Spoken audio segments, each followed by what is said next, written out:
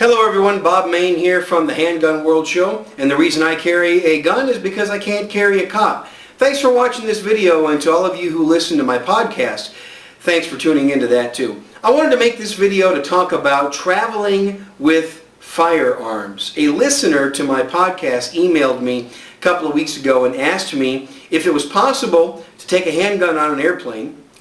He was specifically talking about his checked luggage, and he wanted to know how to do it. Now, I do this a lot. Some of you know I travel a lot for business, and whenever I can, I do take my personal protection with me. First of all, I want to talk about why you should do this. Why should you take your handguns on a flight when you're going out of town? If you feel like you should protect yourself at home, in your home area, why wouldn't you want to protect yourself when you're not at home? As a matter of fact, if you're in an area that you're not familiar with, the chances of you ending up in a situation that you don't want to be in might even be greater because you don't know the lay of the land. Now, I happen to have traveled to a gun-friendly state. If some of you know me, you've been listening to my podcast, I live in Texas. I have a Texas concealed carry license. The state that I've come to is a gun-friendly state. I'm not going to tell you what state it is. If you can tell, I'm in a hotel room, by the way. I just got off the airplane about an hour and a half ago. Just checked into my hotel room. It is a gun-friendly state, and I did go to handgunlaw.us and checked just to make sure that the state that I just came to has reciprocity with Texas, and it does. So I pretty much followed my typical method of operation, and that is I carry my personal protection. Now let me tell you what I flew with today. First, I flew with my Glock 26, just to make sure that it's unloaded. I brought my Glock 26 on the trip, and I also brought my Car Arms P380. I'm going to show you what equipment I used. But I brought two guns. So I didn't just fly with one handgun today, I flew with two. Now, here's the process. Here's how you do it. What you do is when you get to the airline counter, you get to the ticket counter, obviously your guns go in your checked luggage. They don't get carried on. I actually had somebody ask me if they got carried on. No, they go in checked luggage. You do have to have some minimum requirements to check your handgun on the airplane. The first thing that you have to have is you need to have a hard shell case like this. This is the case that my Glock 26 rode in. My Glock 26 actually rode in this case just like this. This is a hard shell lockable case. And so what I did is I put my Glock 26 in here and I shut it just like that. And I used a lock to lock it. This is a TSA approved lock.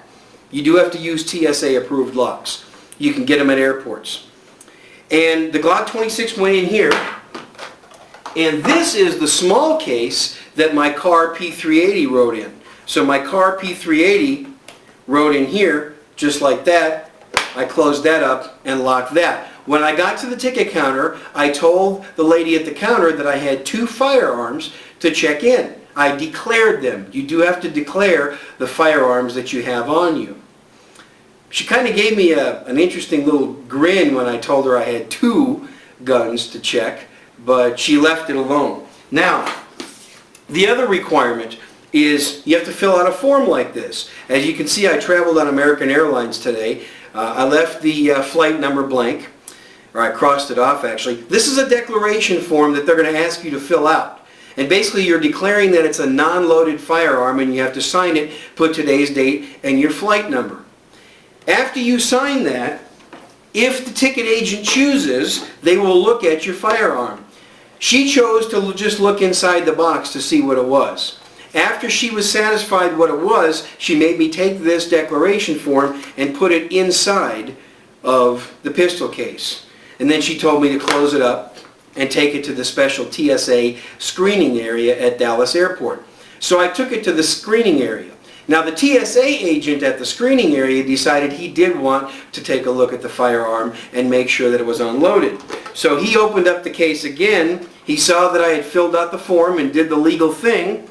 And then he took the Glock 26 out of the case and he racked the slide. And he saw that it was not loaded. He was satisfied. He basically put it back into the case, just like I had it. He put the form back in, he shut it, and he told me to lock it. So then what I did is I put the lock on it and locked it up, and that was the end of that. They never looked in the case at the car P380. I think that once they realized that I had checked this in properly and it was unloaded, I think they were satisfied that I knew what I was doing. So again, they never checked the car P380. American Airlines is very, very good, folks. They know what they're doing and they know their laws pretty well.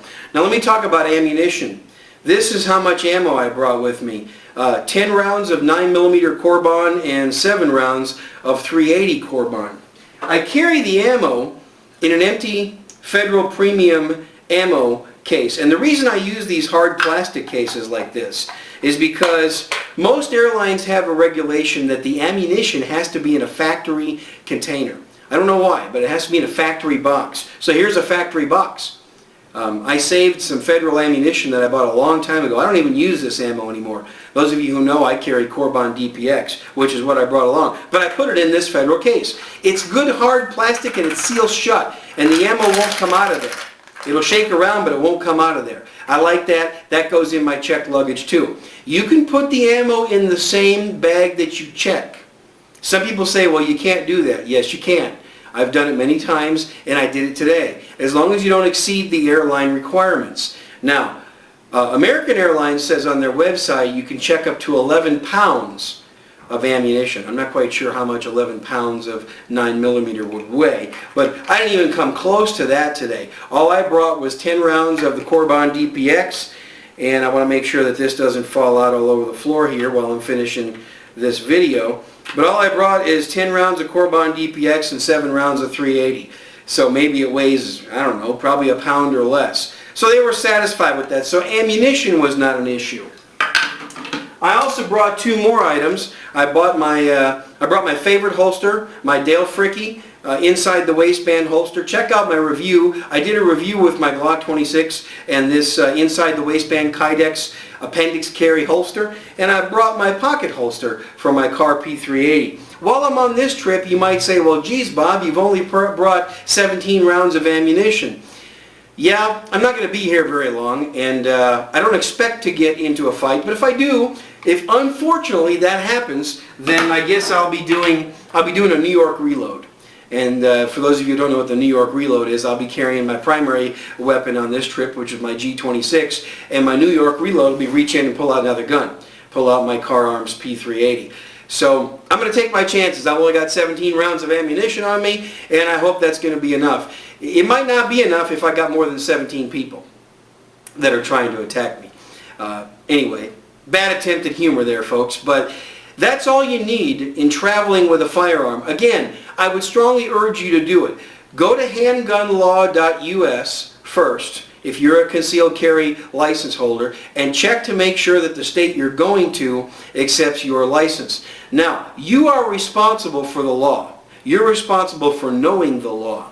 If the state you're going to does not accept your concealed carry permit, you're going to be in trouble if you get caught. So know the laws. It's real important that you understand that where you're going to be a gun-friendly state. If I was going to New York, for example, I didn't come to New York today, but if I was going to New York, well, New York's not a concealed carry friendly state. So I have to be really mindful of that. And many times the ticket agents, obviously they know where you're going. They're going to pay attention to that. One time I went to a state and the ticket agent thought that it was not a gun-friendly state, but I knew that the state took my Texas CHL. And she asked me if I was going to be carrying the weapon. At that time I didn't really think it was any of her business, but I went ahead and nicely answered her question. I said, yes, I'm going to, and I've checked ahead of time, and I know that they accept my license. That was the end of that conversation. Again, I'm still not so sure why the ticket agent asked me that question, but I don't know. Maybe if some of you are watching this video, if you know that they have a right to ask that question, go ahead and chime in on the comments. But that's it. So I want to urge you to go ahead and get one of these hard shell plastic cases. These are great cases just for carrying your pistol anyway. But get one of these cases and travel with your firearms and travel safe, folks. If you have any questions, just let me know. Otherwise, again, thanks for watching this video and thanks for watching my podcast. Have a great one.